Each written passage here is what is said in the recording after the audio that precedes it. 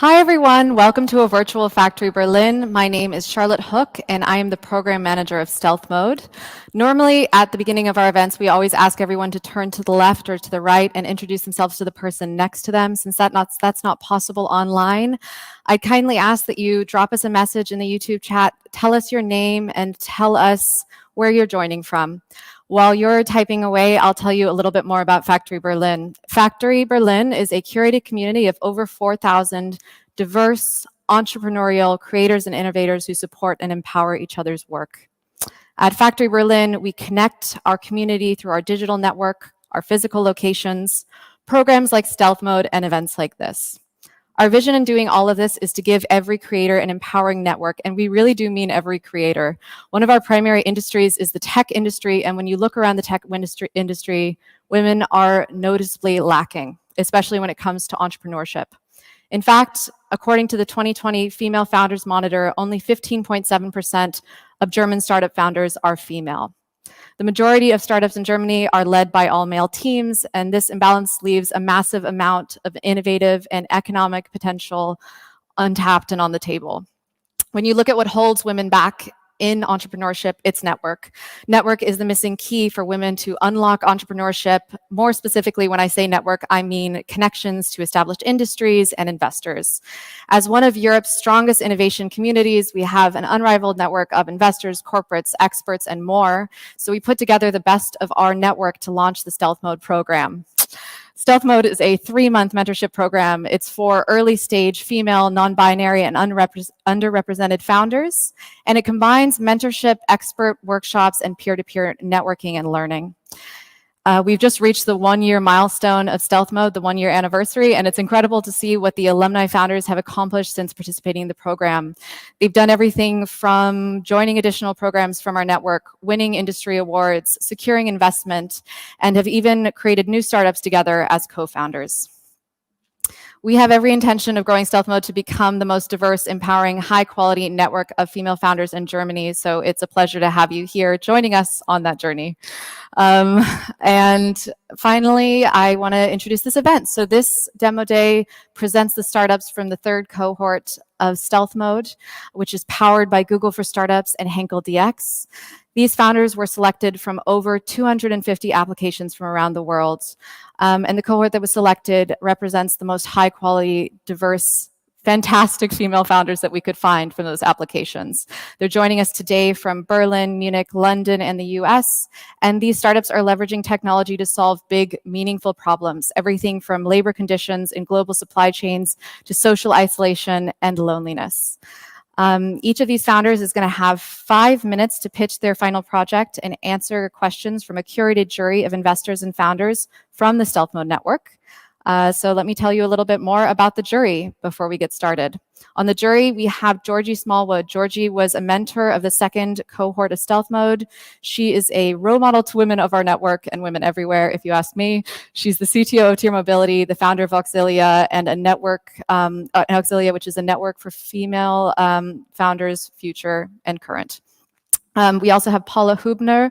Paula is an early stage investor at La Famiglia VC. La Famiglia focuses on disruptive technologies across sectors, and they are an investment advisor of the current Stealth Mode program.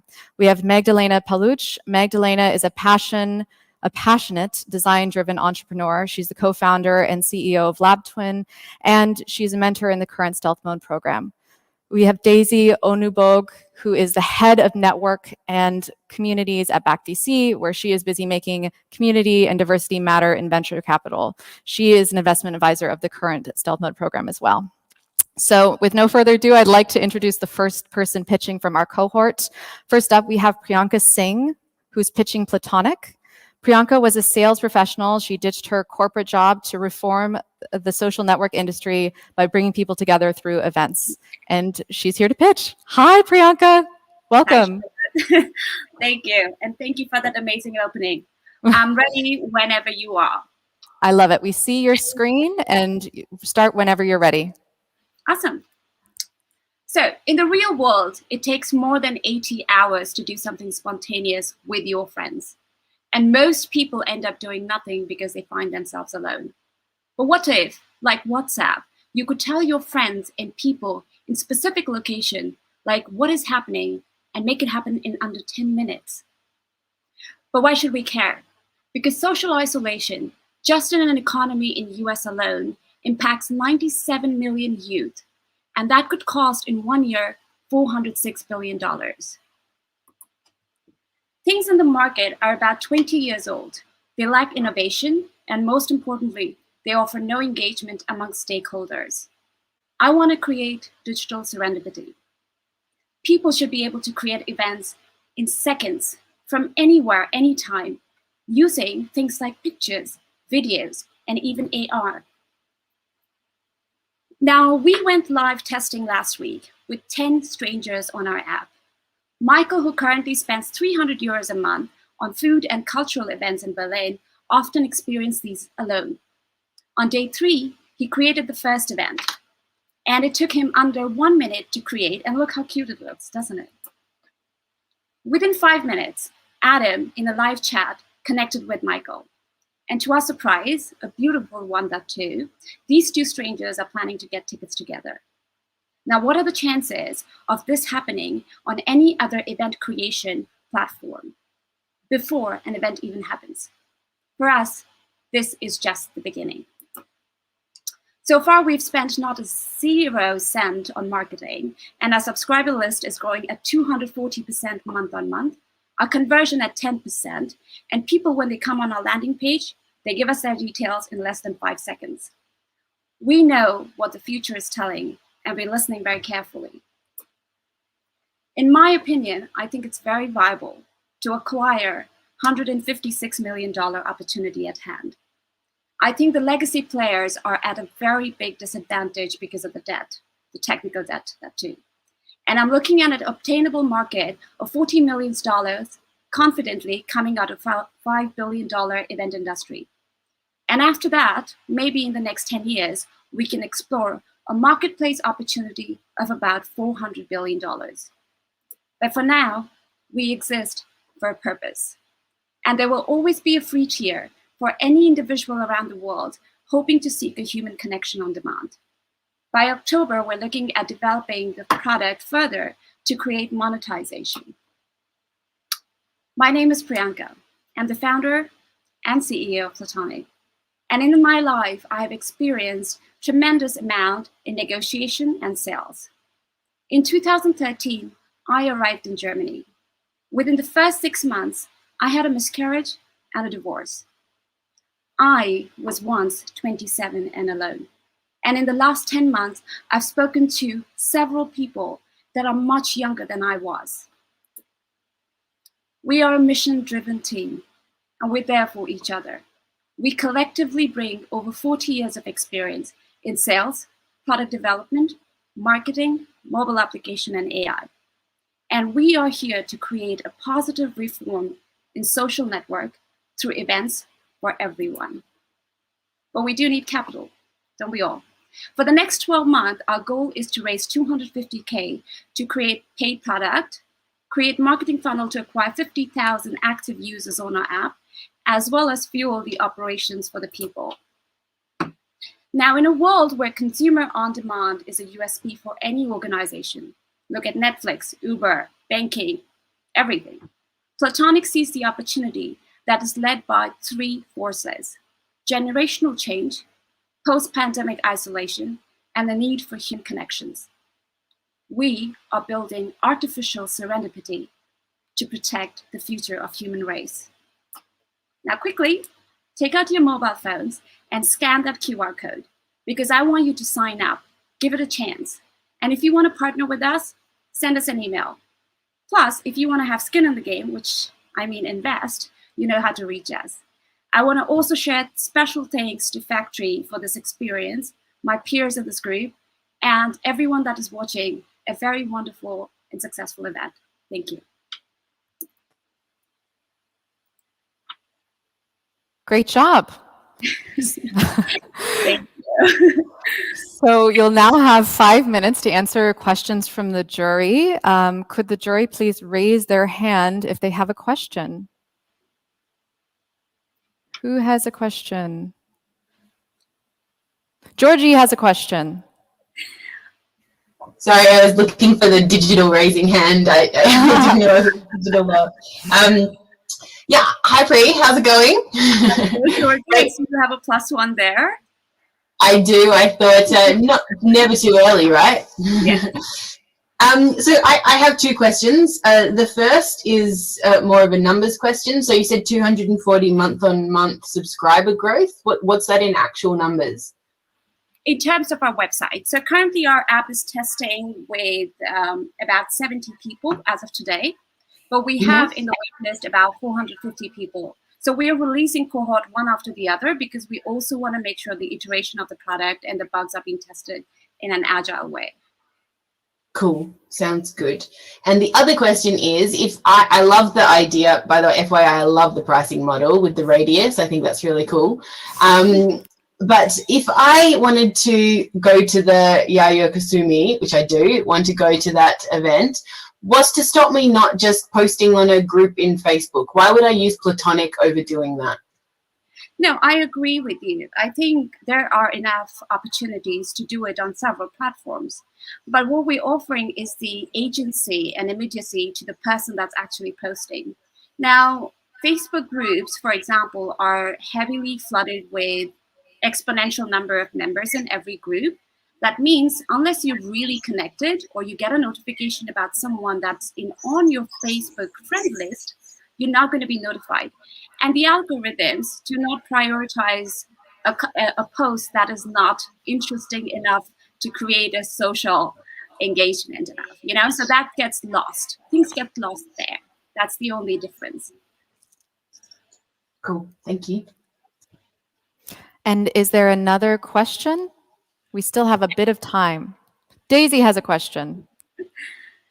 Hi, Priyanka. That was awesome, and I definitely think I would have used this when I moved to Stockholm on my own when I was 21. I guess what I'm curious about is it feels like a product like this, in terms of seeking virality at the beginning, so that you have enough people on it for it to make sense, really live and die by like the sort of design of the product, the thickness of it, and then also the marketing. It's like, as an understanding from your background, that it's sort of sales and operational, which makes you excellent from an execution perspective. But where is that piece of expertise coming in from? Is it in one of your co-founders? That's something you're hiring for? I guess essentially, I mean, like, how are you going to Gen Z proof this so that even they don't make fun of it? So I'll tell you, I'm an awesome networker. You can ask factory guys over there. On my right-hand side of the apartment stays a Gen Z influencer with over 1.5 million followers. He's my next tester. On my right side lives a DJ host that actually is traveling the world, at least 20 locations in a month. I'm not kidding. I'm really not kidding. She's out all the time. I get all her packages. I know exactly how to get people. And if you ask my acquisition strategy, that's a tactical insight that I would only give to someone with a term sheet in the middle of us. But I can tell you, there's something I learned from India. I grew up in very rough conditions. Someone taught me that if you want to make a successful business, you open your shop in front of the one that has the longest queue of unhappy customers. Now, you already know the names of these people, and I already know how to find them. So it's a win-win. I would say it's a win-win.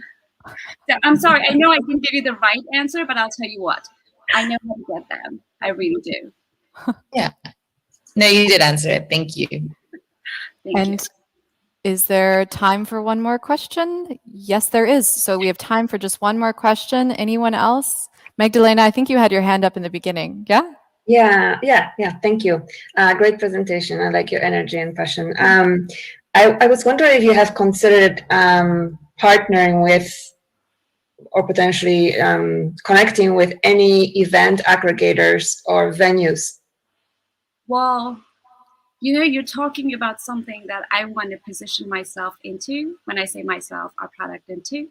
Currently, all social media platforms get about 98% of marketing from event organizers.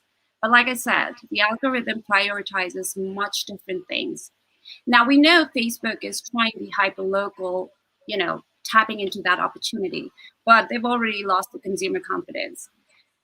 In terms of event aggregators, I'm working very carefully with the ones that I want to, because I just want to give the taste to a few people that create the virality and bring the network, versus going out in a marketplace. It's a simple thing. It's a marketplace. If you start selling to everyone before your product has the proof, you got to cut your losses. And in negotiation, you want to make sure that you always have the upper hand. So I'll pick my Jedi in the event space that will actually go out and do it. And then I will sell it to the ones that are around them. Give them the benefit of partnering up. But yes, that is in the pipeline for sure. Perfect. Thank you, Priyanka, for your pitch. Thank you for participating in stealth mode. We'll go over to our next member of the cohort. So next up pitching, we have Sidsel Høyer Knudsen. She is the founder of Dora Freight. Sidsel is a product manager turned web developer. She's teamed up with her sister, a former freight forwarder, to create an SAS platform for the road freight industry. Hi, Sidsel. Hello. Are you ready to pitch? I am. Fantastic. So whenever you're ready, just share your screen. Mm-hmm.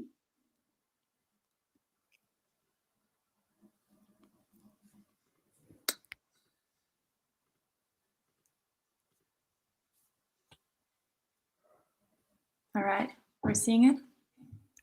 Yep, we're seeing it now. Perfect. So hello, everyone. My name is Sidsel. I'm the co-founder of Dora. It's a network platform for small to medium-sized road freight businesses. Freight forwarders and carriers both solve transportation requests from clients. This is our target group. A crucial task for them is to better utilize the capacity of their trailers. And to do so, they often collaborate across the industry. It's important to their earnings. It is also important for the environment. But the industry as a whole is lagging behind in the digital transformation. As you can imagine, this creates a lot of unnecessary inefficiencies and huge workloads. A typical day can look like this. You spend an hour or two searching through offers on freight exchanges, and then throughout the day you receive and respond to multiple requests from other industry professionals. These manual processes are eating up valuable resources. We're not here to change the rules of the game. We're here to support the existing players, to facilitate more effortless collaboration up until price negotiation by digitizing their work processes. Because it's only in the joint effort that smaller carriers can reap the benefits of economies of scale. Our solution is a simple and intuitive web app with a few core features. We are replacing whichever tool they're using at the moment for route planning, so it can be Excel sheets or a piece of paper. And then within the network of the platform, our matching algorithm finds excess cargo and suggests it to those carriers who already have trailers in that location. To make a match, we filter by date, type, capacity, direction, distance from the initial route, and other preferences that the carrier might have. The user can then view analytics on their planning efforts to better learn from and to increase internal awareness about unused capacity. The outcome of using the platform can be very tangible. Users can save up to 10 hours of searching on a weekly basis and expand their professional network, which is key as a freight forwarder. On a larger, more intangible scale, we are contributing to solving a €100 billion problem of unused capacity in Western Europe alone, as estimated by BCG. And likewise, with each new collaboration on the platform, we will see a small reduction in CO2 emissions. So when a user drives cargo for another user, they have helped the CO2 footprint as a whole.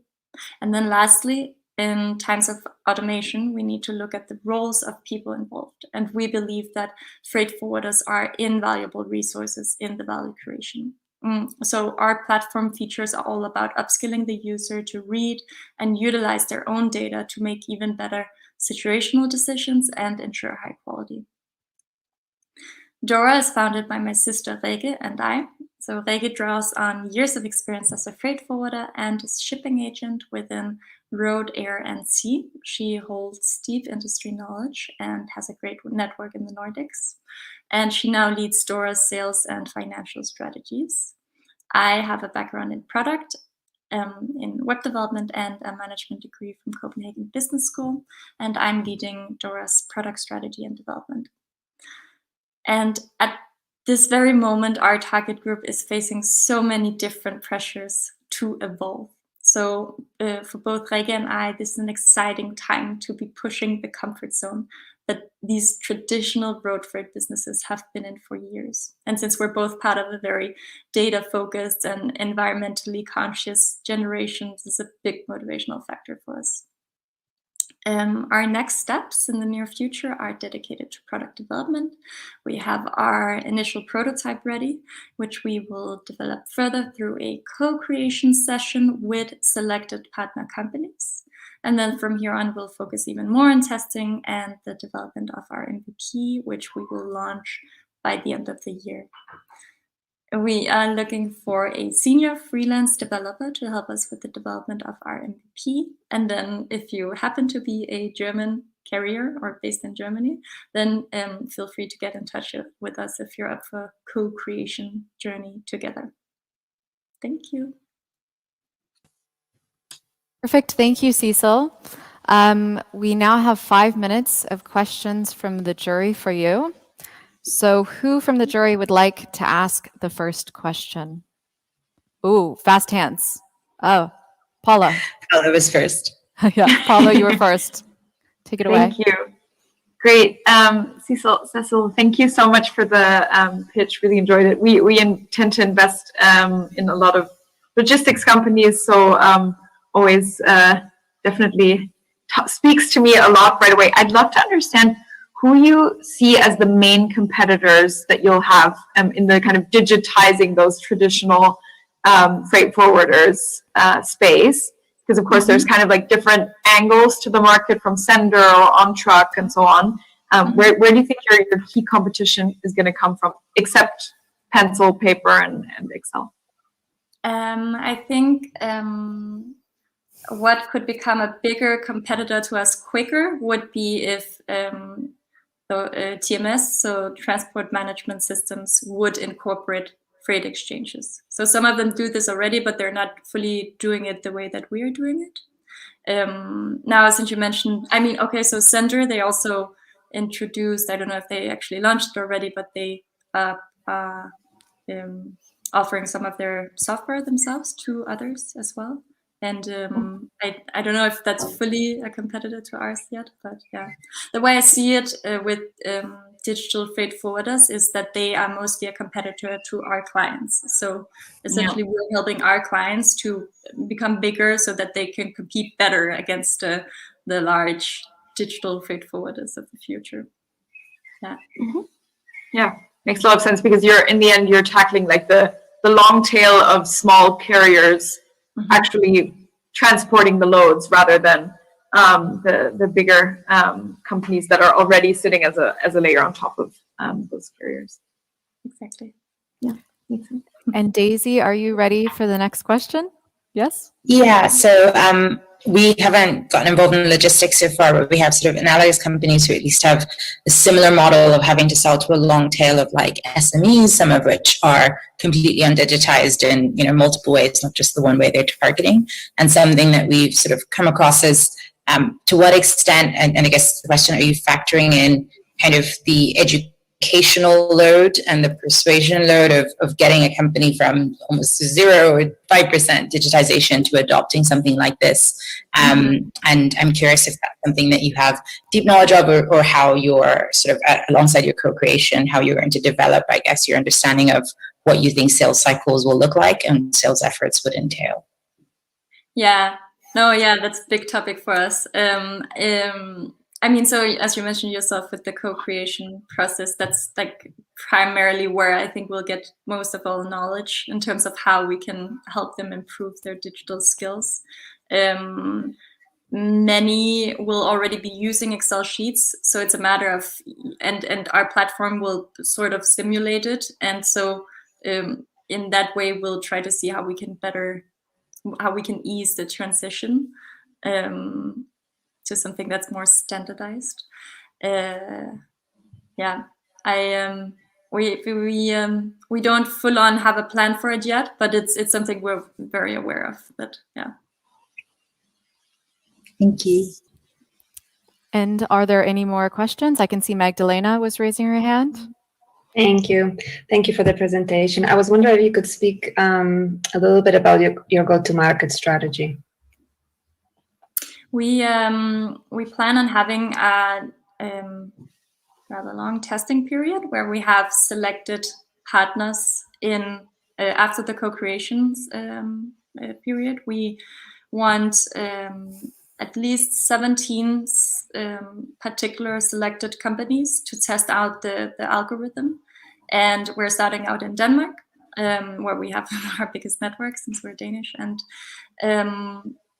they're placed across the country and will be covering most of Europe. So some countries are fully covered and some countries only partially, which means that we will have the optimal matches will for sure be there. And so we're starting out with this, what we still call testing period after the MVP launch. Perfect. Thank you for that answer, Sidsel. That's all the time we have. Congratulations on your pitch. Thank you. And we'll move to the next mentee. So next up pitching, we have Janine Heinrich for Benny Benna. Janine is an ambitious young entrepreneur who has never been complacent when change is needed, and you'll certainly see that from her startup. Hi, Janine. Hi. Hello. Are you ready to pitch? I'm ready as I'll ever be. Yes, let's do it. Awesome. You can go ahead and share your screen.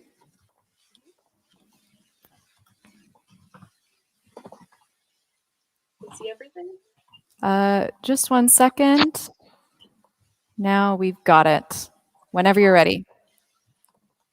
Alrighty. Well, good evening. I'm Janine, and I'm the founder of Benny Benna, and we're looking out for the overlooked by providing a one-of-a-kind hair care experience.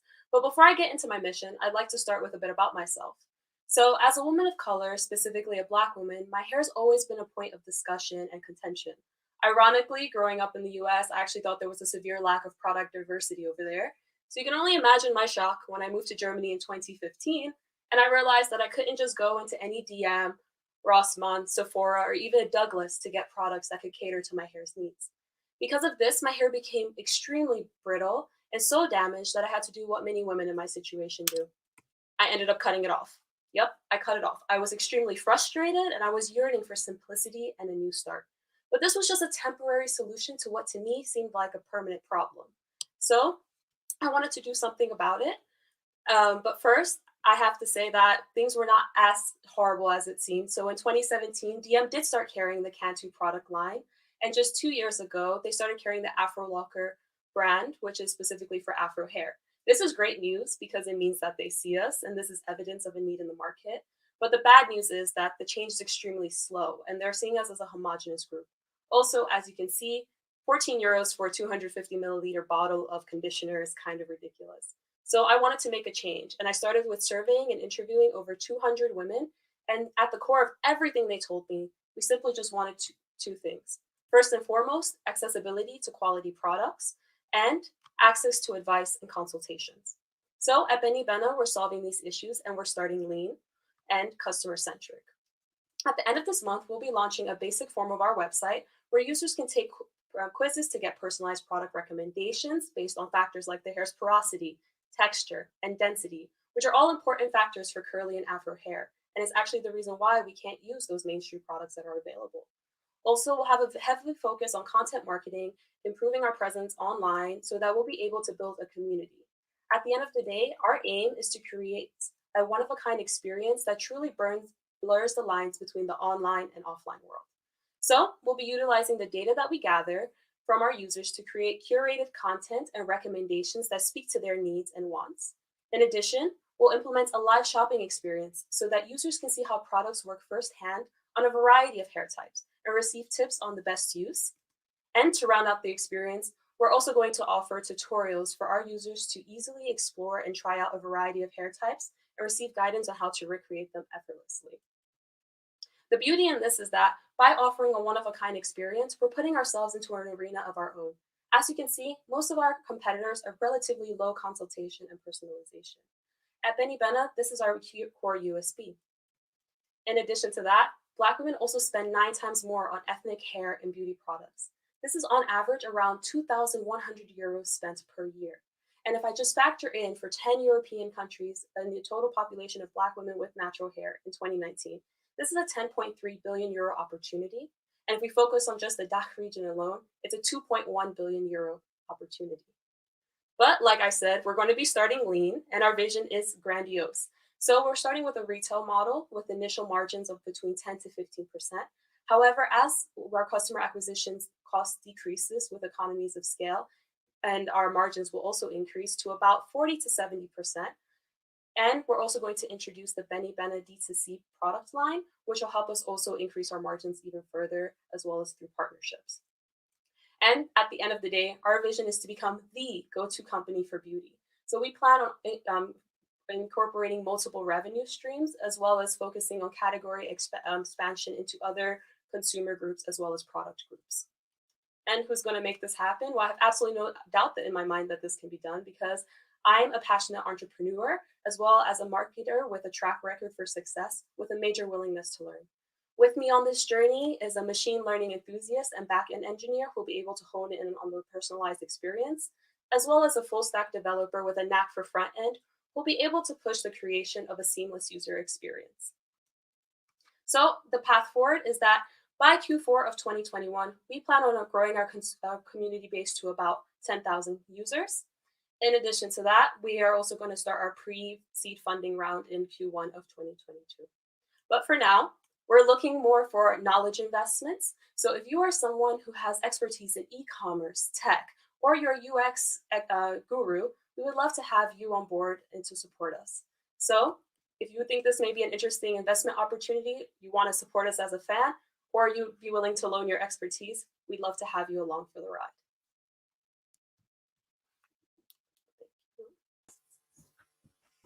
Thank you, Janine, for your pitch. You can stop sharing your screen and we'll see the jury. Who has questions for Janine? Seeing who's raising their hand. Daisy has a question. Hi, obviously that resonates on a personal level, so kudos to the mission and everything that you've accomplished so far. My question is, how do you think you'll differentiate? How do you plan to differentiate from the sort of rise of direct-to-consumer brands that are trying to tackle this space with their own products and realize that in order to do that, they have to do the education piece, they have to do the community piece and the marketing? What is the additional value sort of from an aggregator in this space if that trend continues? Yeah. So I think the problem for the consumer is that there are now so many of these up and coming brands that now we have to go shop at this one online store to get this product and another online store to get that product. And with our platform, we're trying to bring all of those stores into one. And in this way, this is also a phenomenal opportunity for those brands to have an automatic customer base and community base to increase their audience through our platform as well. So that's kind of a major USP there, because that's something that is not really being done at the moment. Perfect. Thank you so much. Any more questions? Georgie. Hi.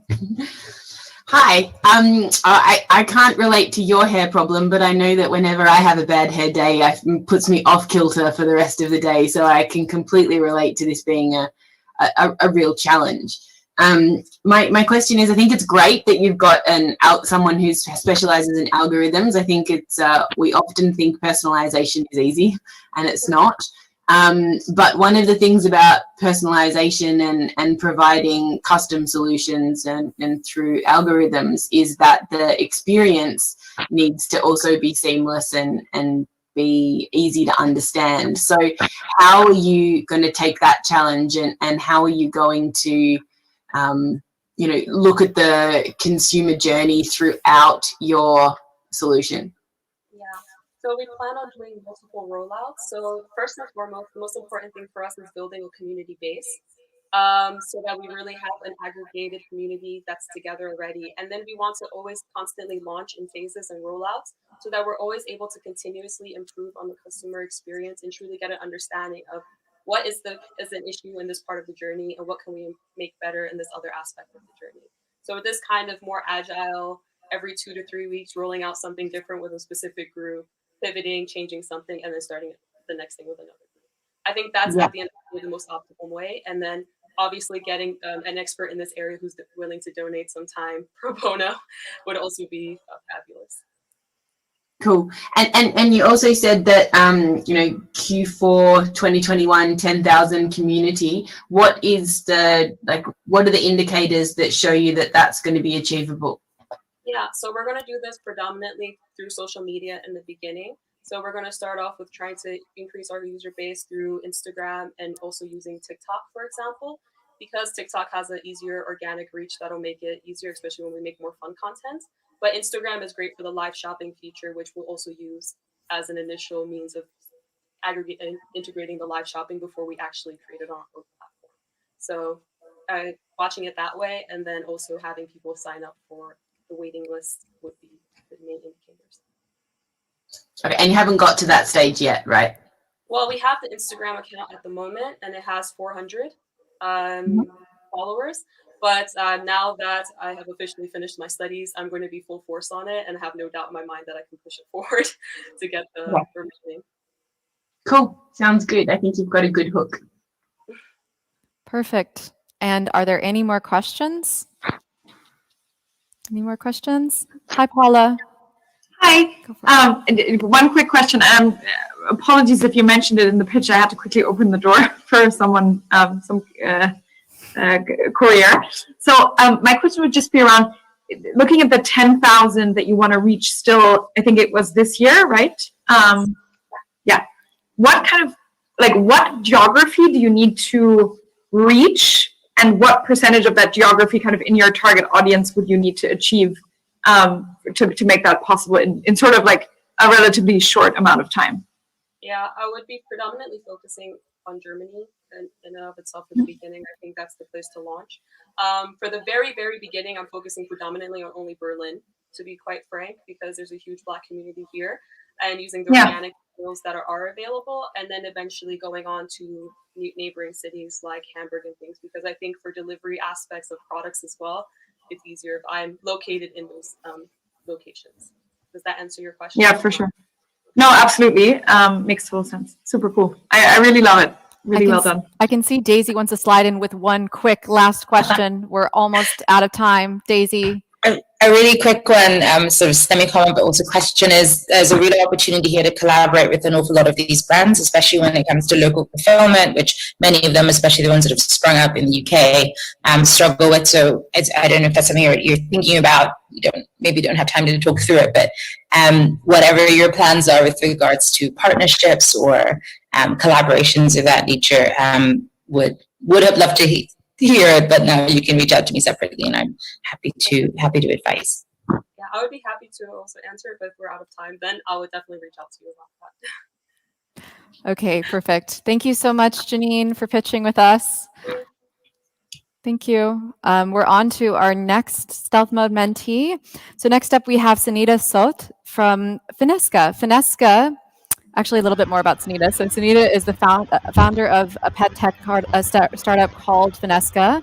She's the brains behind the product, the web and app designs, and she's conceptualized the product from scratch and has been involved in every area from hardware to software to firmware. Hi, Sonita. Hi, everyone. Sonita, I can't hear you.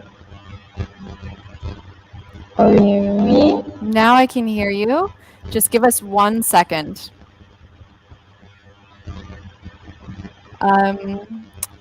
Just 1 second. You can go ahead and start sharing your screen, and we'll start in just 1 minute.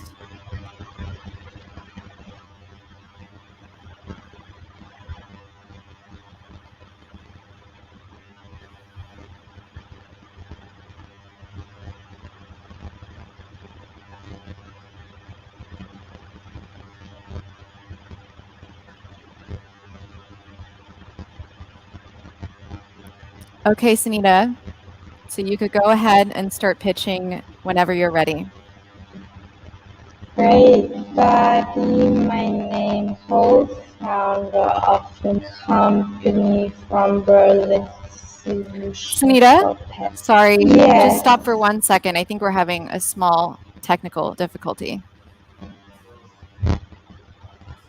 Just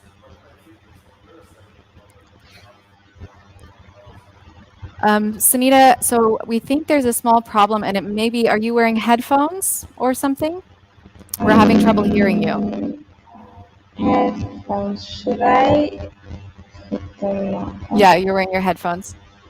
Yeah, let's try it without the headphones, just because we really want to hear your full pitch. Is it? Can you hear me better? Or is it? Okay, Sonita, so it still doesn't, Sonita, it doesn't seem like it's working. So we're going to go ahead and we'll come back to you.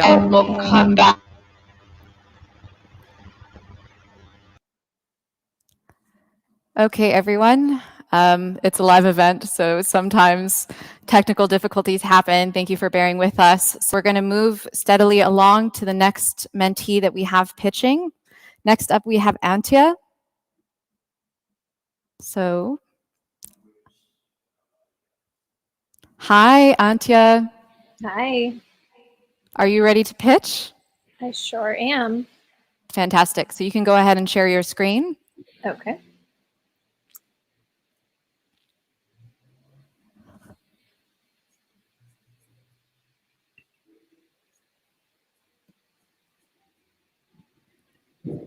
All right, can we see everything? Yep, it looks good, ready to go. So start whenever you're ready. You have 5 minutes. Okay, great.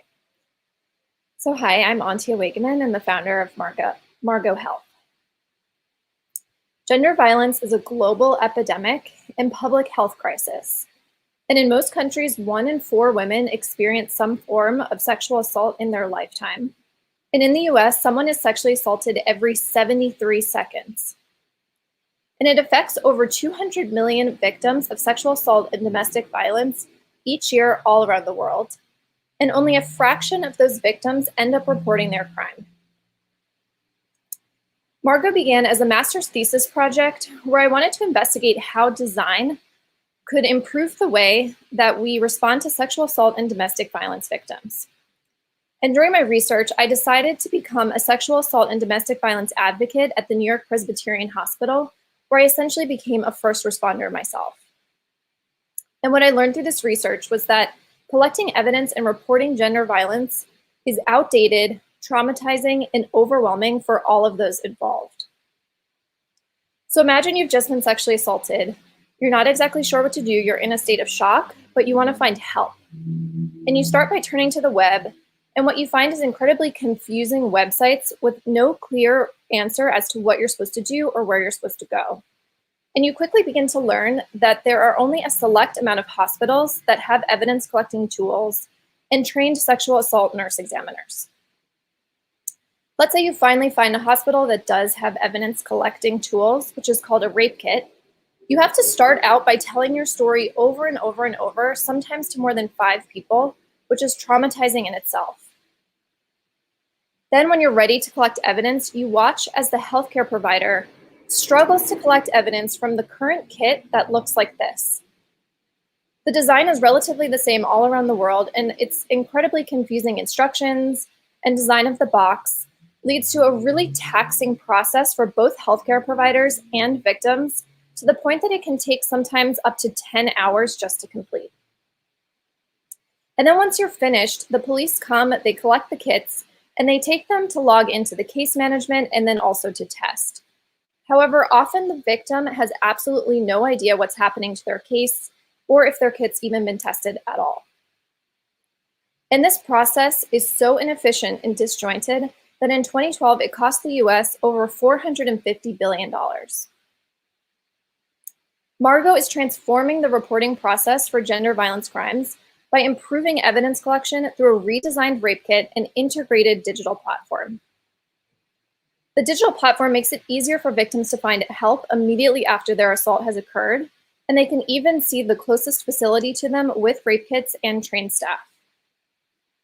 The redesigned kit itself improves the experience for healthcare providers, reducing the time and cost of evidence collection with the redesigned instructions, digitization, redesign of the kit itself and the tools, and then easy scanning and tracking. And similarly, at the same time, victims can scan their kit, read more about what's going to happen on the digital platform, and even follow along in real time, giving them more transparency and control into the process. And most important, it creates one unified system that allows collaborators and victims to track the kits and manage their case all in one place. Margo is selling these redesigned kits and case management platforms to cities, states, and countries who are currently responsible for purchasing evidence materials. Our competitors have outdated kits that are difficult to use, don't include any sort of tracking software, and rarely use any sort of research or human-centered design in their models. Our team has vast experience in design, advocacy, social work, government procurement, and quality assurance with medical devices. And we're building our advisory team, which includes experts in healthcare who are healthcare entrepreneurs, experts in forensic nurses, and experts in forensic law. Partnerships and collaboration are essential to Margo's success, and we've already partnered with organizations like the International Association of Forensic Nurses, who decide the regulation and standards of these kits in order to co-create and co-develop the first ever standardized global kit. Margo has won various awards, such as the Fast Company 2020 World Changing Ideas Award, has had various speaking engagements, and is continuing to disseminate information and awareness around sexual assault and domestic violence. We're currently seeking funding as we continue to develop the kit. And in the time that I've just presented this pitch, 4 women were sexually assaulted. Let's change the way cities collect evidence and report these crimes so that victims can finally seek the justice that they deserve. Thank you. Thank you so much for your pitch. So you'll have 5 minutes now for jury questions. Are there any questions from the jury? Georgie, fast hand. I saw it. Hi, thank you so much. What an incredible journey you've been on, and I love the team that you've built around you. My question comes to accessibility. So, can the kit be used without the app? And the reason I ask is because is every hospital equipped to have this kind of technology in their emergency departments with all the nurses? And so, yeah, my question is, can they be split? Yeah, absolutely. I think there are a lot of concerns with accessibility, both from the providers and police side of things, as well as the victims. So it's been extremely important for us to co-develop both different paper solutions and sort of analog tracks, as well as the digital track. So you might have been able to see in one of the examples, there are even like paper instructions, so not everything is digital. It'll be essential that they're also in multiple languages. We're really co-developing a truly global kit. So it's definitely at the forefront of all of the design considerations.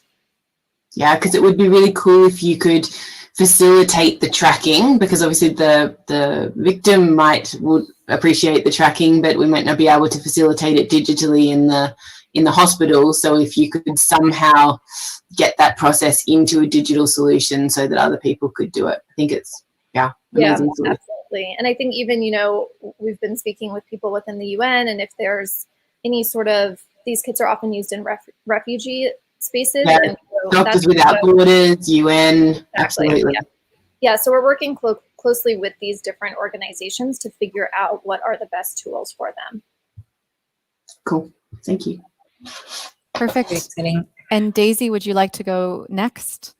Yeah, mine was going to be about sort of procurement. So you mentioned that there is like experience of that within the team. I'm wondering how much insight do you guys feel like you already have into like specific decision makers here, cycles, how long those conversations take, and how far do you feel like you are from sort of a test case or sort of a proof of concept or a pilot or anything like that?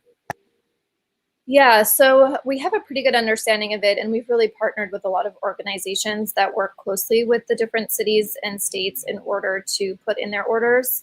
It is highly political, so often they will select different companies or manufacturers that they've either worked with before or that someone has suggested to them. So that is really important to us as well. And the director of partnerships on my team has really worked closely with the state of Texas, actually, which may be our first pilot state, really looking for those states that are open to innovation, are really looking for change, as it's often very difficult to implement a new system within a government.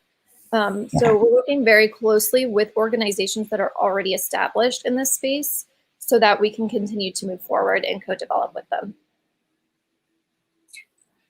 Perfect. And are there more questions? We still have a bit of time. George, Magdalena, I'll let you ask a question since you haven't gotten to go yet. Thank you. First of all, commend you on thinking so strategically, systematically, and taking into consideration all the stakeholders. It's quite complex and systematic change you're trying to implement. So kudos for that. I was wondering what are your unit economics and what are the budgets? Do you feel like you have enough insight there to be able to have actually a sustainable model in the longer term? Yeah, so as we're co-developing, those are shifting a bit. So we're not really going off of the current models that exist now because we're really trying to make the process more efficient and simplify it in ways that we can. So generally, that's something that is going to continue to shift as we go through the different development process. And that includes some of the points we've already brought up before with are there differences between this kit in, say, a highly digital environment versus one that isn't? But the kit itself is relatively affordable. They typically cost about $10 per kit. They are primarily paper products. So it does make it a lot easier to kind of scale the product to different needs. Perfect. Thank you so much. So I think we have time. Perhaps we have time for one last question. We'll stretch it out. We'll give you one last question if it's fine. Daisy. I'm wondering, what's the sort of process by which you're making decisions around kind of which cities, which countries? I'm conscious, obviously, you're from the US, but you're based here. There are multiple sort of different criteria on which you might choose that. I'm wondering, is it just what happens to be already proximal, like through one of your team, or is there a mechanism? Yeah. So we actually started out doing a really extensive list of which place was at its absolute worst when it came to how they're responding. They have the lowest. So in the US, for example, rape kit backlogs are a huge problem. So we have over 400,000 untested kits. So really kind of looking through every single state, seeing where they are, what state is at its absolute worst, what has tried to implement some changes, and then kind of go from there to figure out if, do they look like they're interested in a new kit? Are they ready? Is their cycle ready for something new? And then on top of that, because it is still incredibly political, really developing those relationships through, for example, we're also working with an organization called the Joyful Heart Foundation, which is Mariska Hargitay's helping end the backlog, and really working with them with their existing partnerships with these different states to figure out who is ready, who's open, and who's, really needs these new kits and this new process. Perfect. Thank you so much for that pitch, and thank you so much for those answers. And thank you for being part of Stealth Mode. Thank you so much. We're going to move back to Sonita. We'll give it one more try. So Sonita is the founder of Feniska, which is a pet tech startup. Hi, Sonita. Hi, Charlotte. Is it better now? Yes, fantastic. Woo, it's working now. Yay. All right, Great. Let's do this. So share your screen when you're ready, and you'll have 5 minutes. Thank you. Nope. 1 second. We'll see. There you go, Feniska. Got it. Good to go. Okay, great. Good evening, everyone. My name is Sonita, and I am the co-founder of Feniska, which is a pet tech company from Berlin, and we create digital health solutions for pets. Now, I'd like to illustrate the problem that we're solving by introducing the French bulldog Teddy to you. Cats and dogs cannot speak a language that humans understand, right? So clearly there is a communication breakdown, which you can see here. Now, what's interesting, though, is that studies show that 4 out of 5 pet parents worry more about the well-being of their pets than they do their own. That is a total of 850 million pet parents all over the world worrying about their pets. Now, let me elaborate further on this problem. On this picture right here, you can see Teddy sleeping and he seems to be fine, right? But at the end of the day, we don't really know what Teddy is feeling. It's a complete black box. Now, if he gets sick, his parents will only notice this when he starts to behave differently, like being lethargic or eating less.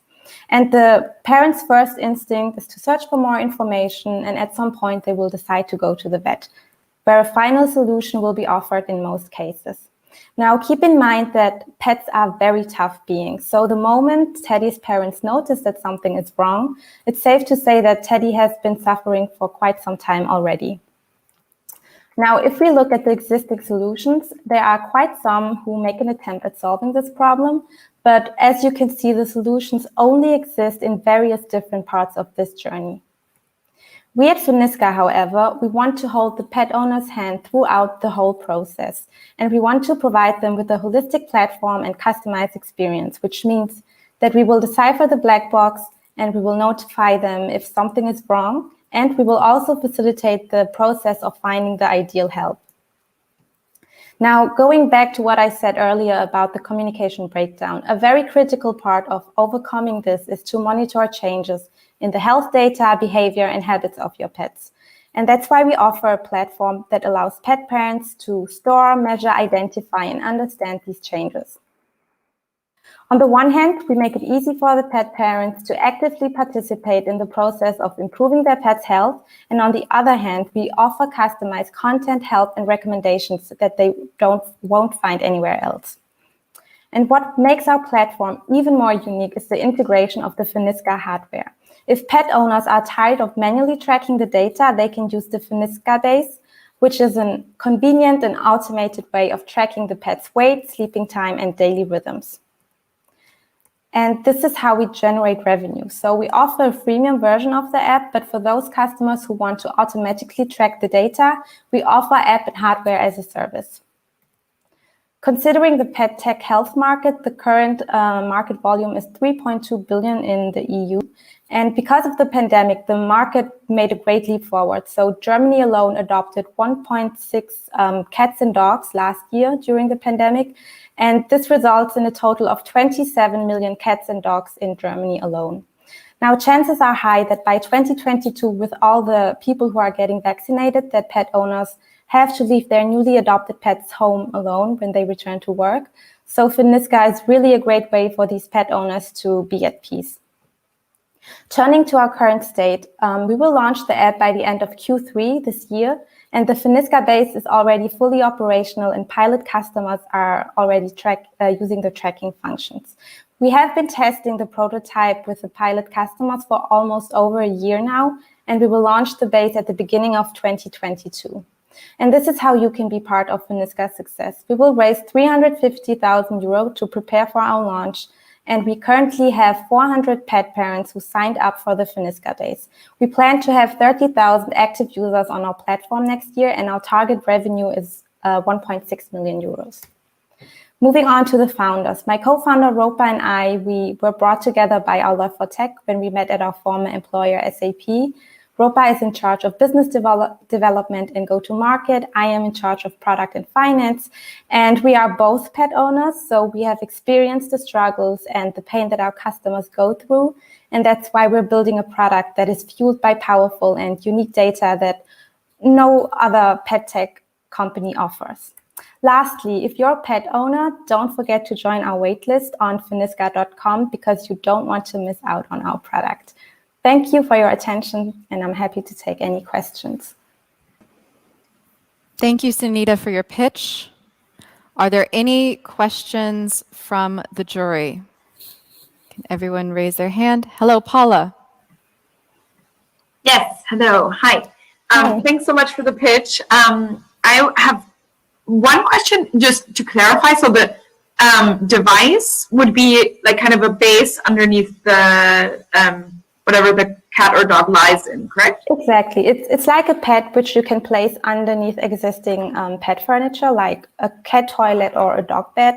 And I actually have one here, so I might as well show you. Just Just a second.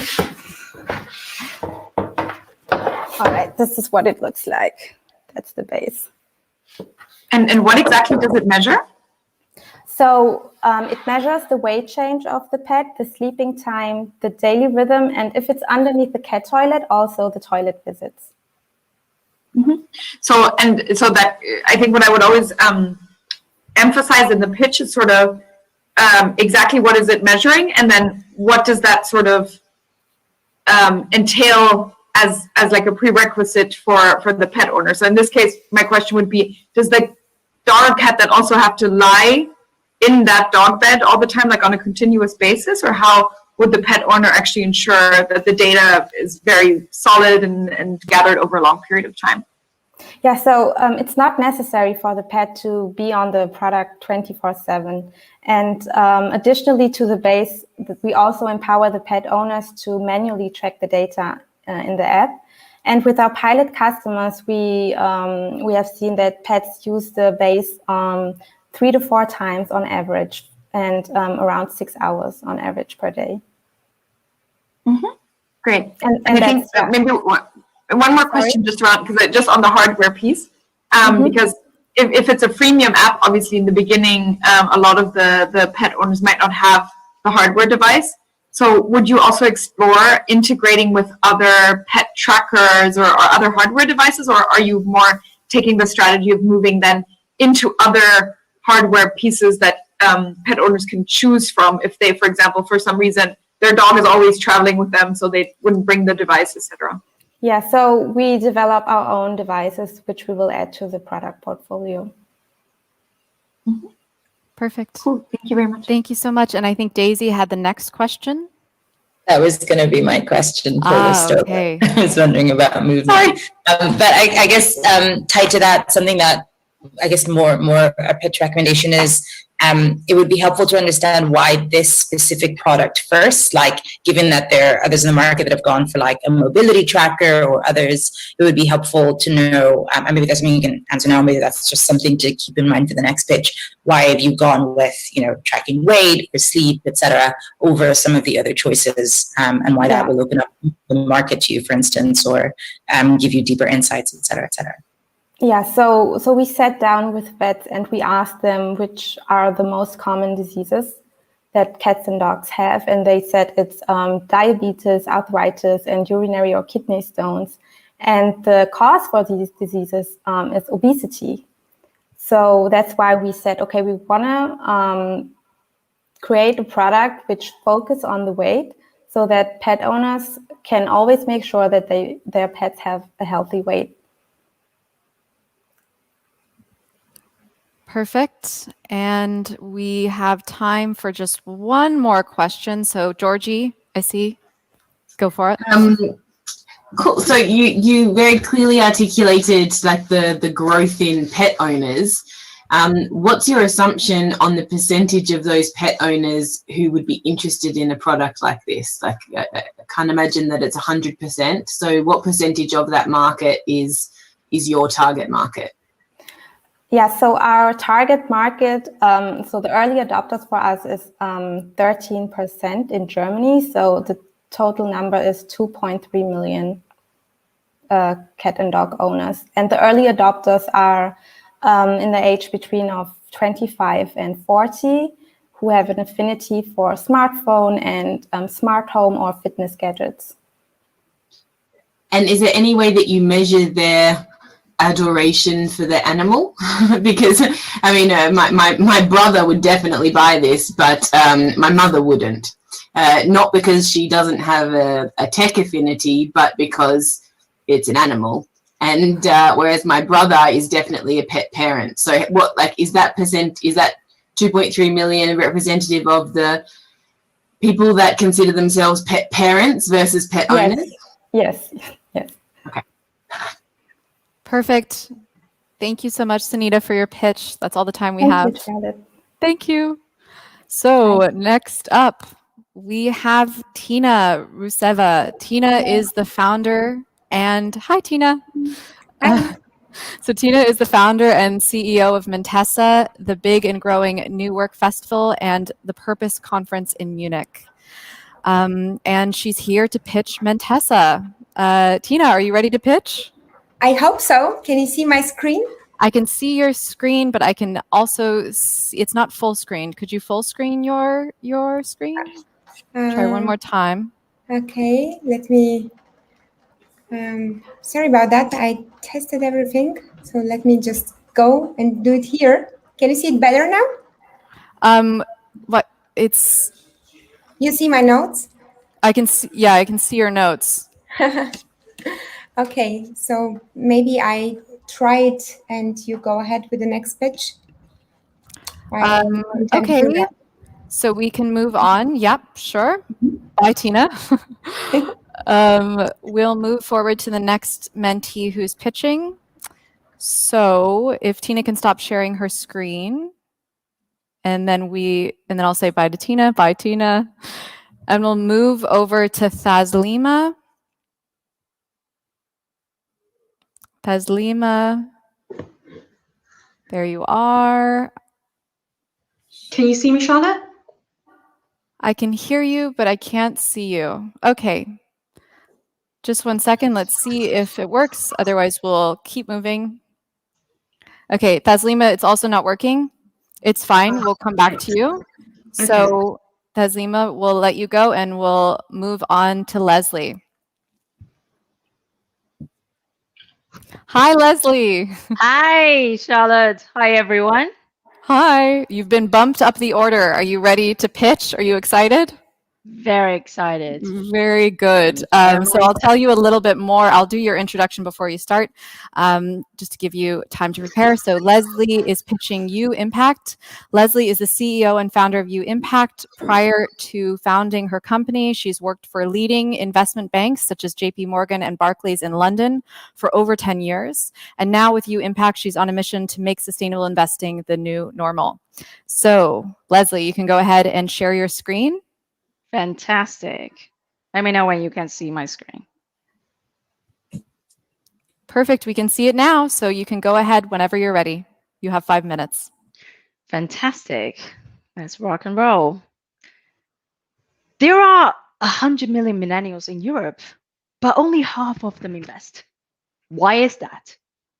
So this is how a typical German bank offers its products. It's confusing and intimidating, even for people with a financial background. We found people do want to invest, but the investment world is very confusing. There is a huge information gap between offers from financial product providers and the needs of individual investors like you and me. We've seen a big hype on sustainable investments since the beginning of the pandemic, but lack of transparency has really triggered a wave of greenwashing in the market. And this has left individuals, investors, really at a disadvantaged position. So we're here to establish the emotional connection between people and finance by demystifying the world of sustainable investing. We offer a 360-degree scan of financial products, building on the United Nations Sustainable Development Goal as our baseline. Our suite of analytical tools empower the individual investors to understand the contents of their funds and explain the real-life impacts of their investments. We offer our products as a white label solution for banks and fund providers. In the future, we will move beyond analytical tools and we turn this into a sustainable investment platform and offer it as a sustainable investment as a service. And we don't just stop there. Imagine data can be generated for a greater purpose as a force for good by using our tool, and our users will be telling us their emotional connections they want to achieve with their money, the kind of future they want to build. Then we're here to be this crucial link to make sure the banks and fund managers are really there to serve the interests of people. So where are we now? We have 3 phases of development. Our fund sustainability reports are ready to be shipped upon request. Our white label fund comparison solution will be available at scale Q3 this year. Early next year, the fund's sales platform will be live. We have 3 revenue streams. First of all, for fund managers, we offer fund sustainability report for fixed rate. We also charge a fee to list their funds on the platform. Secondly, we do not charge individual investors. Instead, we do revenue sharing with fund managers. The third revenue stream comes from fund intermediaries, and we will offer subscription model for our sustainability analytical services and selection engine. The market growth has been astonishing. It grew by almost a third in 2020 alone. There are 140 billion euros of German citizen savings that are currently in cash or saving accounts. And this is where partnership with financial institutions can come in a very powerful way. Let's imagine we can unlock this sleeping savings into investing in a sustainable future. Here's a simplified ecosystem of the sustainable investment market. Typically, the fund originators will produce funds based on data insights from data providers and sell them through banks and fintechs. At Impact, we provide this sustainability insights focusing on the individual investors. Then we partner with fund managers, banks, and fund intermediaries to better serve their retail investors. So why are we the best people to do this?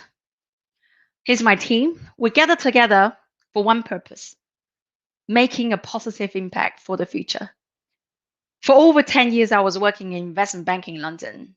In 2019, I quit my job to follow my true purpose and founded Impact. Then along the way, very like-minded people joined my journey as a team, and we have very extensive experiences in financial services and software development. We have come a very long way since we founded over a year ago. I remember just over a year ago, I was pitching in Factory Berlin live on stage just before the pandemic. Since then, we won the FinTech for Impact Challenge last year, chosen by Visa and 13 German banks. We were selected as one of Germany's top 3 impact early ventures, and we're supported by the EU Social Fund.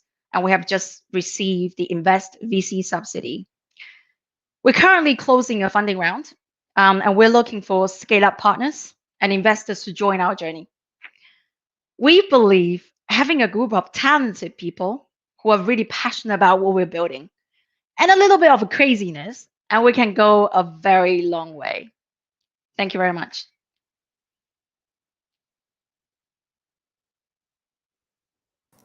Thank you so much, Lesley, for your pitch. Let's see if there's any questions from the jury. Are there any questions? Can someone raise their hand and I will call on the first person. I see that Daisy has a question. Can we add Daisy? Perfect. Hey, Daisy. Yeah, so hello, it's good to see you again. And so the only thing I'm wondering is, are you, the existing data platforms that you're taking in your data from, how would you, or what do you think is the risk of them disintermediating you and using their existing distribution networks to just offer something like this, essentially their data repackaged, in a more user-friendly fashion? We actually use multiple sources for doing our analysis to remain this neutrality, first of all. And then there are multiple layers of the analytical that we do. And as I explained, the next version that will be the fund platform that we're going into the data insight. At the moment, if you look at the fund sales platform, it's a one-way street. There are transactions going out, the data doesn't really come back. And that data is super essential to serve the real needs of individual investors. And that is the data layer we'll be able to generate once our white label solution is being used with our partners. And this is what we're going to feed back to them as part of the package on top of the data service and on top of the selection tool. So the selection tool and data service is just the start. Perfect. And are there any more questions from the jury? Okay, Georgie, go ahead. Who's your target user here? and what is the hook for them? Because what I am trying to work out is this democratizing investment for individuals, or is it focused on investing in sustainable things? It's not just sustainability, because every single financial product has an impact, either negative or positive. And what we're doing that is really, imagine us like the X-ray for financial products. And we're really calling that out. We're really allowing people to look through what is really in there. Is it greenwashing? Is it really a good product? And there are, that's what we're there to establishing on top of just sustainable funds. Okay, so who's the target? Who are you going for? Who's going to be your early adopter on this? The retail investors who would like to invest. So we're currently talking to retail banks who already has existing retail users. They're having the trouble to convert the depositors to the investors. For example, one of the German big providers, they have 20,000 funds. They just listed. If you look at the beginning of my slides, there's no way to filter for that as a novice investor. So we're helping them to have this layer of sustainability data, the impact data, and turn them into a selection tool. Okay, thank you.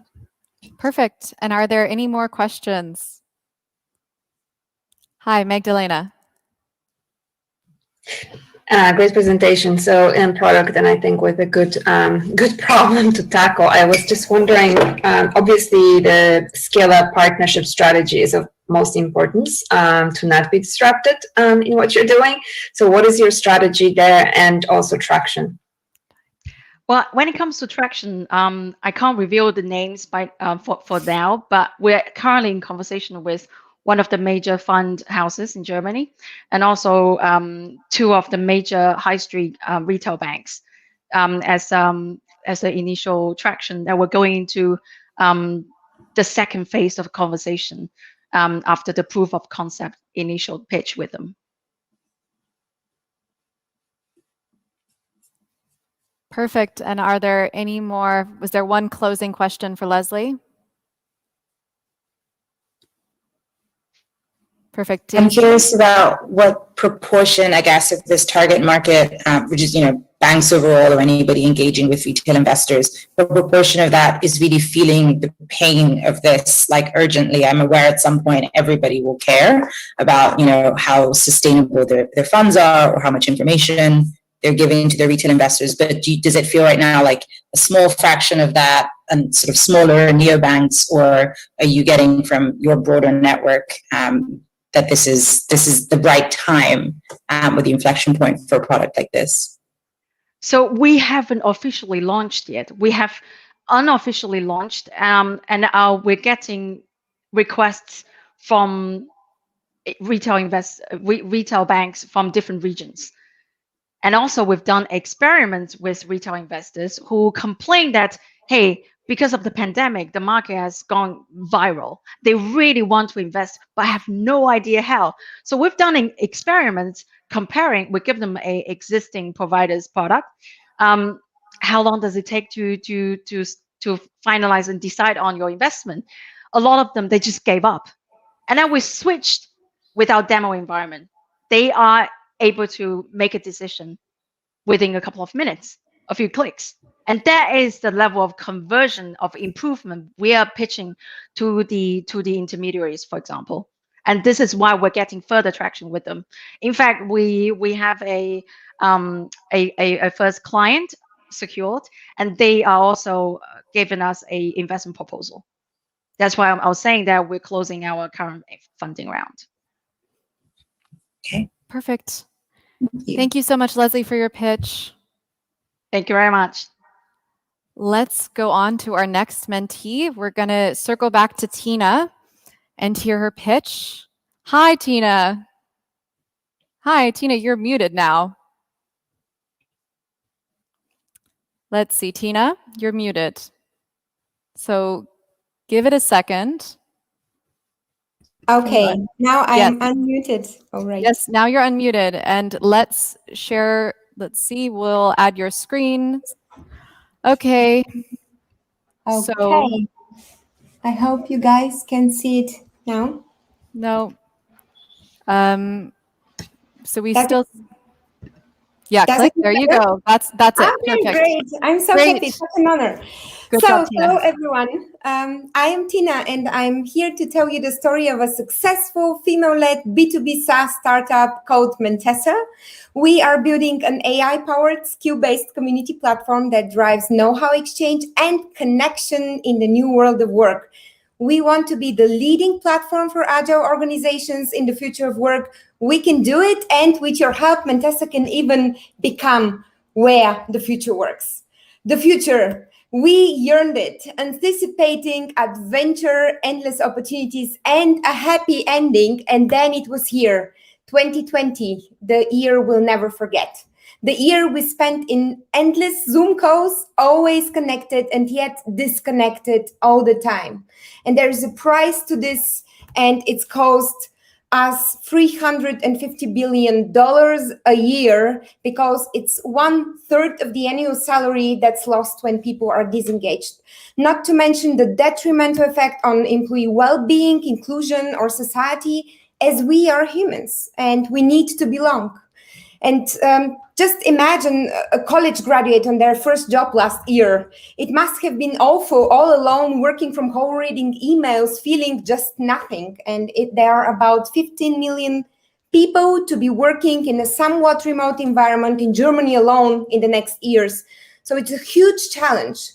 And the future is here, but work is stuck in the past. We run companies like an army, a workforce with hierarchies and silos.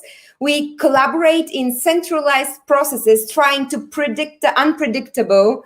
We treat people like resources, put them in boxes, no space for talents, passions, skills. But there's a better way. And with the right technology, we can render the org chart obsolete, and we can unleash a new hire even to contribute or learn from their peers on day one throughout their entire company lifetime. And that would be great. We can refocus from process to experience, as happy employees are more innovative, more productive, and more included. Together, we can engage employees to give and get help from each other, because visibility, being needed, shared experiences are what powers connection.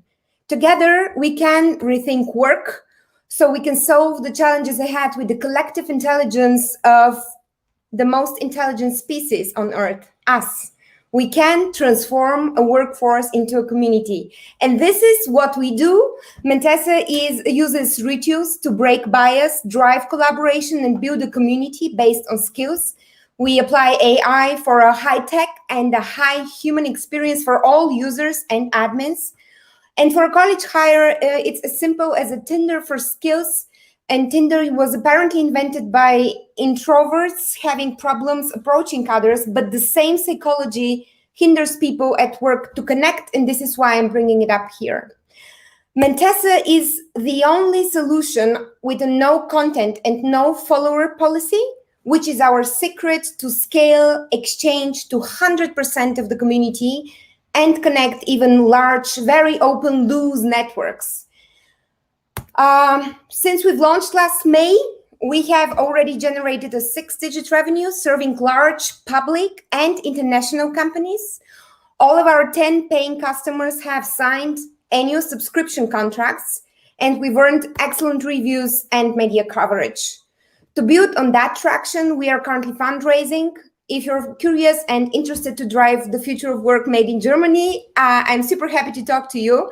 Our business is ready. We make money with the freemium model and app integrations. This is how we generate leads, and then we develop them with an enterprise sale approach for larger customers and pretty much automatically for smaller ones.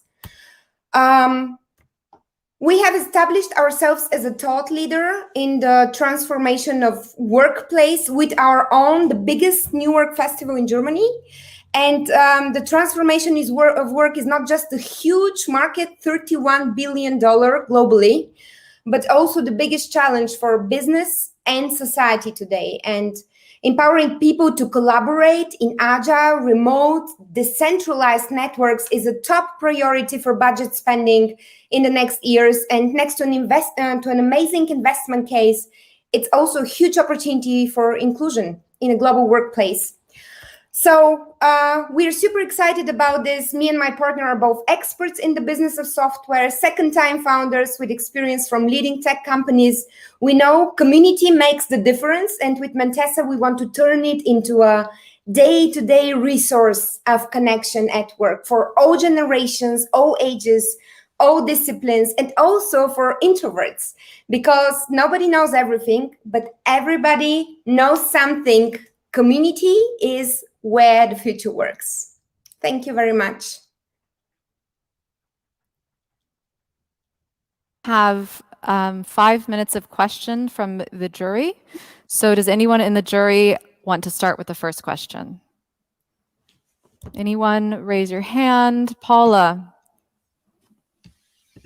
Yes, hello. My question, hi, very nice to meet you. My question is, and I don't know if it's just me, but I haven't fully understood what actually happens in the community and in the platform. So I understood the kind of the Tinder skill, like logic for skills, but what else, like, can you actually do? And maybe in line with that, like sometimes when the product is a bit abstract and new, would be helpful to like show people a mini demo of how you use the product. I actually showed the demo, but I'll take it as a feedback for the demo. Well, the community is powered by rituals, which makes us do less and connects more people than otherwise would connect. So the community admin can set up rituals. Those are automated workflows, and they can design those as they wish. For example, for a new hire, that would be an onboarding journey that matches the new hire every week with a few new colleagues from the department.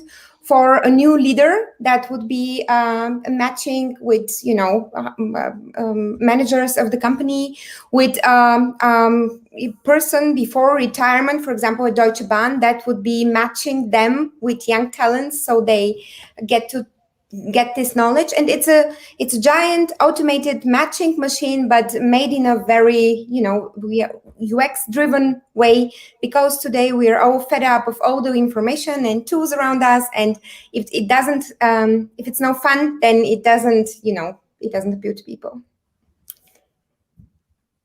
Super cool, and apologies for not seeing the demo. I'm probably already thinking that's mine. That's okay. And is there another question? I'm wondering whether this is, because I do community for a living, and I'm so excited actually about how increasingly it's normalized. It's encroaching into work, but I'm also seeing sort of multiple approaches to connecting people across the workplace, and indeed some that are trying to do all of it. I'm curious, what is your take on that? Do you think as a standalone tool, the matching will sit separately to all the other employee engagement and company engagement tools you might have? Or are you guys going the sort of maximum integration route where no matter what else they're using, it plugs into this? Which of those directions are you heading in? The second one, thank you for the question. It's an essential part of our growth strategy. So we are integrating in the Slack marketplace, in the Teams marketplace. We will also want to integrate in the Zoom marketplace, where people already are in communities where work actually happens. In fact, we source data from different internal sources like, human capital management systems or LinkedIn even, and we're trying to build the system smarter and smarter. But we also have a standalone solution, because as a startup, we sometimes really need to be, more flexible. But that's the strategy, and I believe this is also the future, not only of work, but of software, to be maximally integratable. That's just an expensive task to solve, and this is exactly the reason why we're currently fundraising. Perfect. Thank you. And one more question. Magdalena.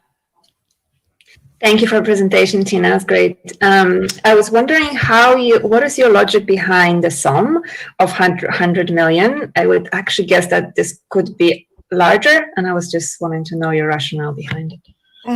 Yes, well, we have three target customer segments. The one are small mentoring networks, female networks, associations, independent. So companies, we charge an average of €1,000 a year based on competitors' pricing in this area.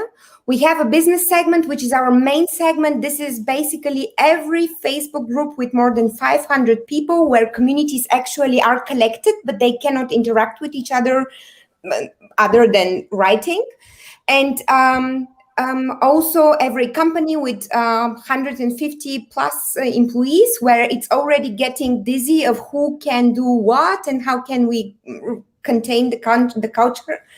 And then there is a third segment. So those customers we charge in our business plan €6,000 a year. So it's more users, higher pricing, and a bit more features targeted.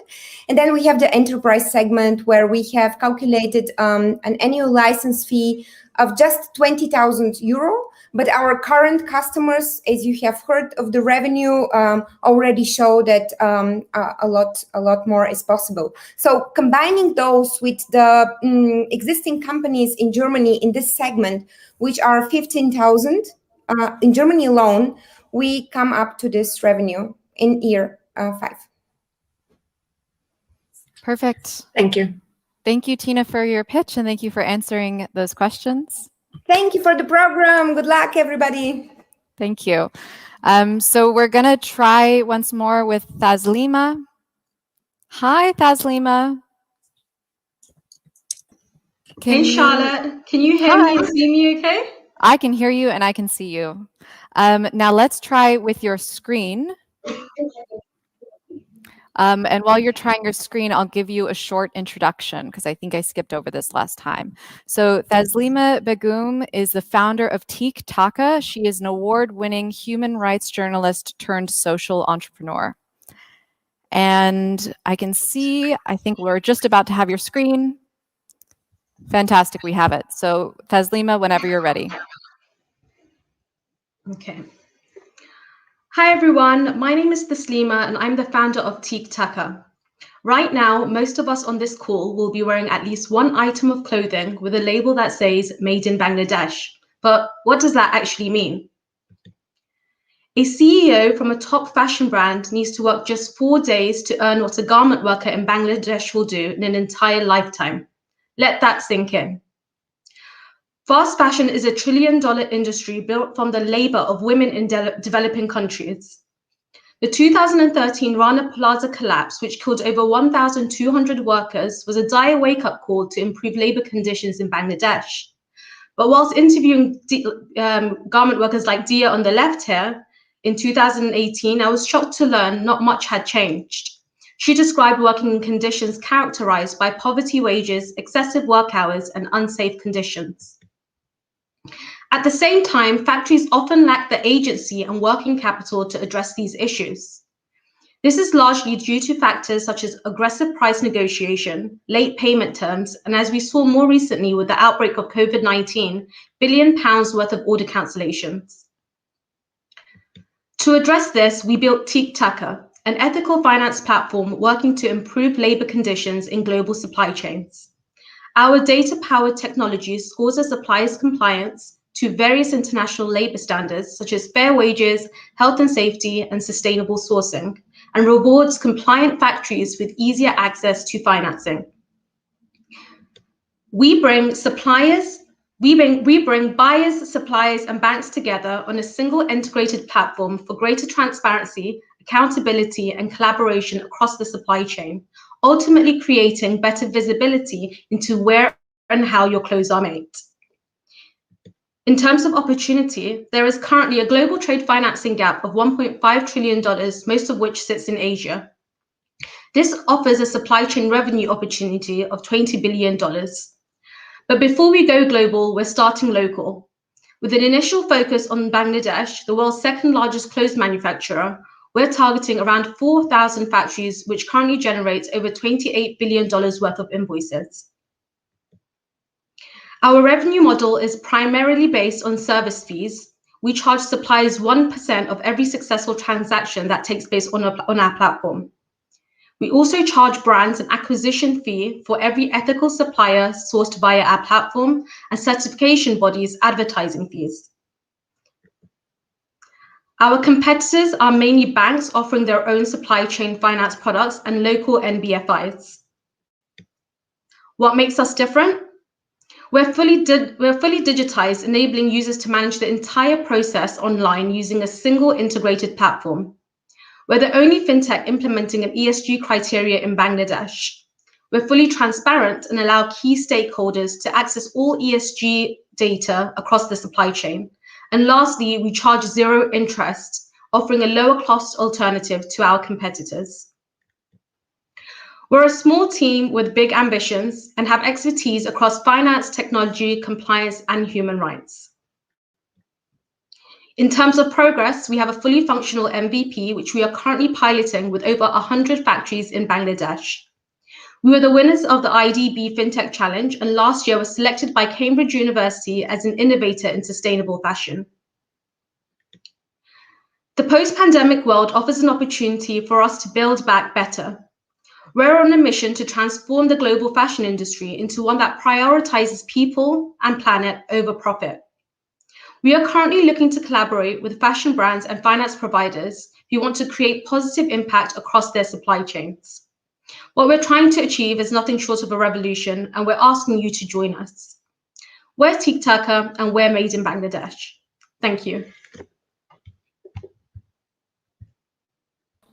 Thaslima, fantastic. So you have 5 minutes of questions from the jury. Does anyone in the jury have the first question? I'm looking to see. I think Paula was raising her hand. Let's get the jury back up. Sorry, no, I was just applauding. You were just clapping. Well, still good feedback to start. So who has a question then from the jury? Georgie. I can. So this is fantastic. I think it's amazing. Certainly a very, very important problem to solve. I loved how you started. I mean, the first thing I wanted to do is look at my the tag on my clothes because a lot of my tags will have that on it. How do you get momentum with this, right? Because I think, we need to put pressure on the retail brands to promote transparency in their supply chain, right? And we've got things like Everlane in the US, and there are a couple of companies that are doing it quite transparently. But how do you get into H&M? How are you going to get into these fast fashion chains and show them how it can benefit them on the monetary side? Yeah, that's a good question. So we're currently approaching people like sustainability managers and sourcing, basically people that work within sourcing in companies like H&M. A key part of our approach is actually putting pressure on companies via the media, via consumers. Increasingly, millennials especially want the brands that they wear, the clothes that they wear, the clothes that they buy, and the things that they purchase to have a positive impact on them, on the world around them. And we're seeing this more and more. Last year, particularly, when the brands cancelled made all these $1 billion worth of cancellations in Bangladesh, as an example, there were various protests breaking out across all of the world. So I think people definitely care, consumers care. And in terms of the brand, for them to basically keep those consumers, I think they actually need to do more and show that they're doing more. Via consumers, via media coverage, and also by partnering with human rights organizations and so forth. Do you have an angle to talk to consumers about this, and how are you going to kind of fuel that fire? Because that pressure, you're right, is the one in the end that is going to get them to touch their bottom line with this.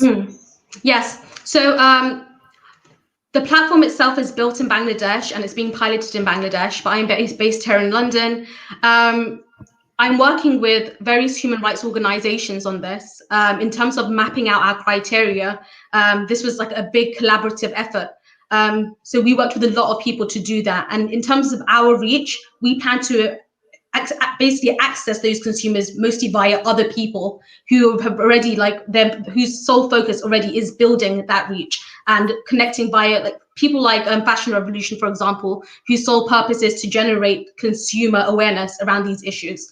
We're a fintech platform, so our focus is limited, but we basically will partner with various different organizations whose sole focus is consumer effort. Awesome. Consumer awareness. Perfect. Thank you so much. And Daisy, I think you had the next question ready. Yeah, I guess I was just trying to understand what is the cadence what is the order in which things have to happen? So is it that the pressure from, also the pull from brands that you do get on side through this campaign would necessitate sort of factories wanting to work with you, which would then unlock the financing? Or what's the order in which things happen, and how, I guess, confident are you in the order? Yeah, so ideally that would be the approach. We would want brands to want to better the conditions in their supply chains, but sadly that isn't the case.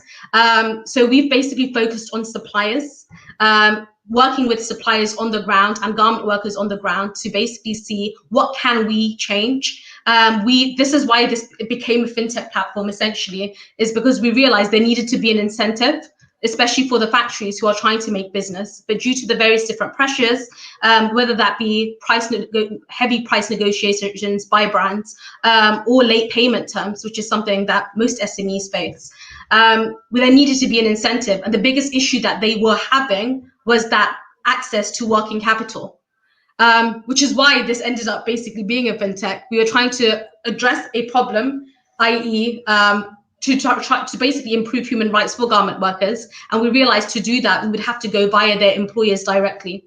So we needed to address the problem that the employees were having and then watch the trickle down effect from there. So the approach is supplier, bank, brand. Ideally, it would be brand, supplier, bank, but taking around the approach. So are you loaning money? We don't loan money directly ourselves. We're a platform, so we connect suppliers, factories with finance providers. So it can be banks, it can be non-bank providers, and essentially maybe even investors. Okay. And is there a utility in connecting to those finance providers through your platform rather than whatever they're doing otherwise? Is it the marginal difference? Because I guess what I'm trying to understand is if one of the reasons why factories either underpay their workers, et cetera, is because of the margins they're trying to protect in terms of what H&M, for instance, will pay them. And if you need to sort of not go through the brands because, like you say, there's inertia, what's the basis on which a factory would be able to essentially pay out more and increase their expenses, and so increase the amount of a loan they have to take out? Is it, so I guess that's what I'm trying to understand. Is it because you will, through the pressure on brands, get them to sort of up the amounts they're willing to pay these factories, or is there some marginal difference or some arbitrage opportunity between your platform? In terms of current financial products on the market, they're very expensive. So in Bangladesh, every bank charges interest, and that interest rate can be anything from between 7% to 12% and much higher. So really what we're doing is we're actually saving the factory money by presenting an alternative product. So it's not, at this point, I wouldn't say we don't have the capacity to put that much pressure on brands, which is why a big part of our platform is actually building data, focusing on data and building things that they actually need. So brands need this data. They need to show that they're sustainable. They need to show that they're ethical. And how else are they going to do this unless these factories share that information with them? So a big part of what we do on our platform is gather that data, importantly, verify that data, and then we enable them to basically apply for financing. In terms of the suppliers themselves, the big thing for them really is that we're cheaper and we're easier. And we also allow them to demonstrate how they're doing good and making improvements in a better way. Eventually, that will save them from hopefully auditing costs or certification costs. Like post Rana Plaza. Rana Plaza was an incident where a factory basically collapsed on workers as they were working due to poor health and safety standards. And since then, Bangladesh has been very regulated, and with that regulation comes like extremely high costs. So the more they're able to demonstrate improvement via our platform, and there's not a way for them to do that.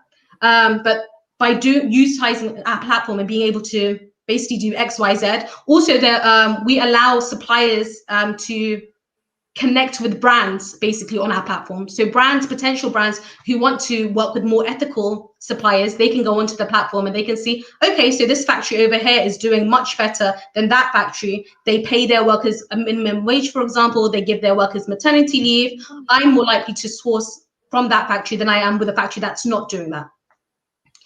So those are the 3 big incentives for suppliers. Okay. Perfect. Thank you. Perfect, Thaslima. Thank you for your pitch. Thanks, Charlotte. Thank you. Thank you for the questions. Bye. Thank you. All right, everyone. So I'd like to thank you so much for joining. I'm sure you can see from the 8 founders that participated in this pitch, there is so much female talent out there in entrepreneurship. It is urgent and important that anyone who can supports this and gets women in tech and gets women in entrepreneurship. And it's vital that it happens now. So we will continue with stealth mode. We will have a 4th cohort, and we will have more after that. And I hope that anyone who can gets involved. I'd like to congratulate our 3rd cohort for completing the program and sharing their amazing pitches today. Thank you to our jury for providing their questions for the startups. I'd also like to take some time to thank people who are part of the program. So thank you, Google for Startups and Henkel DX for powering the 3rd cohort of stealth mode. I'd like to personally thank Catherine Bischoff, Amelia Zins, Sarah Claire Alonso, all of our mentors, our advisory board, our expert coaches, our other supporters who made the progress of this cohort possible. If you want to see more founders like ours in stealth mode and to see women in entrepreneurship, like I said, get involved. If you are a female founder, then please apply to our 4th program. It's coming up in autumn. And if you are a supporter and interested in supporting our program, then please reach out to us. You can learn more about stealth mode online at factoryberlin.com/stealth-mode. And you can also see the profiles of the current and past cohort. Thank you everyone for joining us online. Have a lovely evening and good night.